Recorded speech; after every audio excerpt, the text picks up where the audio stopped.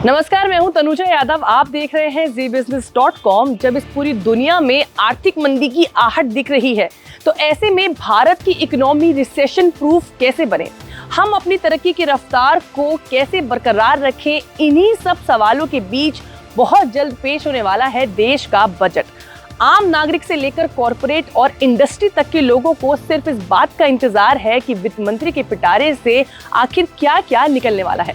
हालांकि इस बात का जवाब तो सिर्फ बजट के दिन ही मिलेगा, लेकिन फिलहाल ये जानना ज्यादा जरूरी है कि देश में बजट को लेकर क्या तैयारियां चल रही हैं। यही बताने के लिए हम लेकर आए हैं अपनी खास सीरीज बजट बुलेट। तो चलिए शुरू करते हैं। 21 नवंबर से बजट की तैयारियां शुरू हो चुकी हैं और इस दिन से लेकर 28 नवंबर तक कई दौर की बैठकें चली हैं। 4 दिनों में वित्त मंत्री निर्मला सीतारमण ने 8 बैठकें की। 21 नवंबर को इंफ्रा सेक्टर के स्टेक होल्डर्स और क्लाइमेट चेंज के पहले और दूसरे ग्रुप के साथ मीटिंग हुई। वहीं 22 नवंबर को एग्रीकल्चर और एग्रो प्रोसेसिंग से जुड़े स्टेक होल्डर और फाइनेंशियल सेक्टर और कैपिटल मार्केट से जुड़े लोगों के साथ मुलाकात हुई।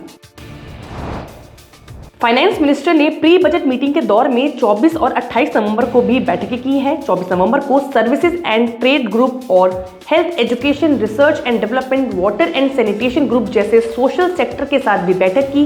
इसके अलावा 28 नवंबर को ट्रेड यूनियन, लेबर ऑर्गेनाइजेशन और इकोनॉमिस्ट ग्रुप के साथ बैठक की। इंफ्रा और क्लाइमेट चेंज सेक्टर की मांग में फिस्कल कंसोलिडेशन का टारगेट FY24 के लिए 6% करना, निजीकरण की रफ्तार को बढ़ाना, टैक्स बेस को बढ़ाना, कैपिटल एक्सपेंडिचर को बढ़ाकर 10 लाख करोड़ रुपए करना, पर्सनल इनकम टैक्स स्लैब में बदलाव, डंपिंग रोकने पर काम समेत कई मांगों को शामिल किया गया है।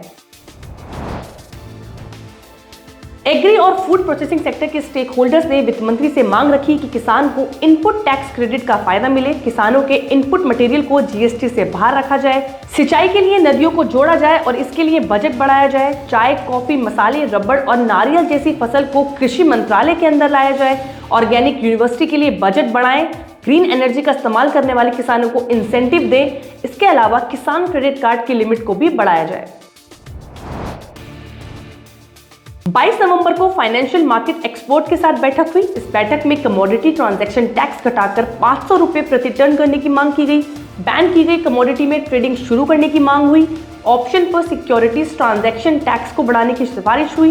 इसके अलावा कैश और डेरिवेटिव के लिए अलग सिक्योरिटी ट्रांजैक्शन टैक्स रखने की मांग की गई।